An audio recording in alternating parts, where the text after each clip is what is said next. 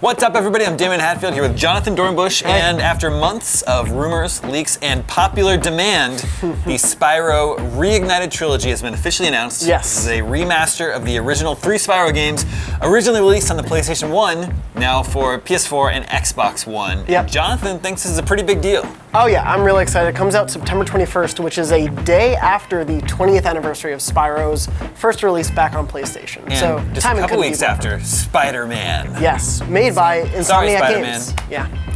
Tough luck for that one, Yeah. sir.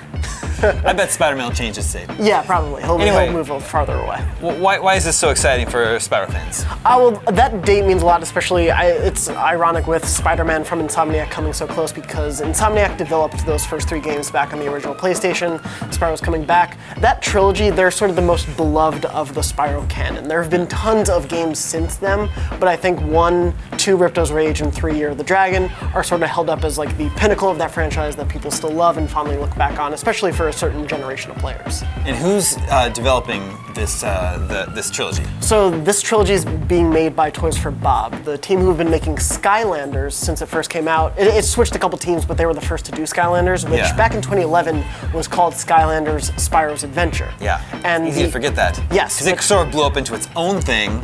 It's been this whole Toys for Life ensemble of all these characters, but Spyro was sort of like core to the DNA of Skylanders back when it first started. Yeah. So Toys for Bob has known Spyro in his modern iteration and are now going back. It's like a nice full circle moment for them. And Spyro is kind of one of the big mascots of for the original PlayStation. Yes, yeah. Crash Bandicoot's Insane Trilogy last year was a really big remake and people really, really wanted that. Yeah. But Crash and Spyro kind of went hand in hand back in the day. The two of them were very much synonymous with each other on the PlayStation 1 as platform mascots. And so they kind of went together, and when Crash came, the big question was, but where's Spyro, especially since Activision has the rights to both. Sure. And of course there's a big 90s revival going on right now. Yes, yeah, it's very much Spyro is a 90s character. Yeah. But what about the fact that it's announced for PlayStation 4, Xbox One, and not Switch? Yes. At this point. Seems weird. So Crash first came out for PS4. And then has later been announced for other consoles. My theory is they haven't announced it for Switch or PC. My guess is, unless it bombs when it releases, which I don't think it will probably come to those other platforms, especially because Toys for Bob has been working on this Switch port for Crash Bandicoot. So they're familiar with the Switch at this point. Well, yeah. It's a strange sort of thing.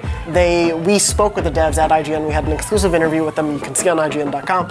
They said, right now we are focused on talking about the PS4 and Xbox One versions of this game. So they didn't flat out deny that it wouldn't someday come, but they are not talking about it. I would absolutely expect it to come to Switch, considering the Insane Trilogy is coming to Switch. But there's also the fact that a listing for the game has already popped up on the Nintendo UK store. Yes, which is if it's true and that's a real listing, it's a weird leak, but there have sort of been rumors and leaks for the month leading up to the actual announcement. Some stuff was right. It was right on the money of it being the full remastered trilogy in the way Crash was. Some were wrong. A lot of people thought the title would be Treasure Trilogy, which it isn't. It's Reignited Trilogy.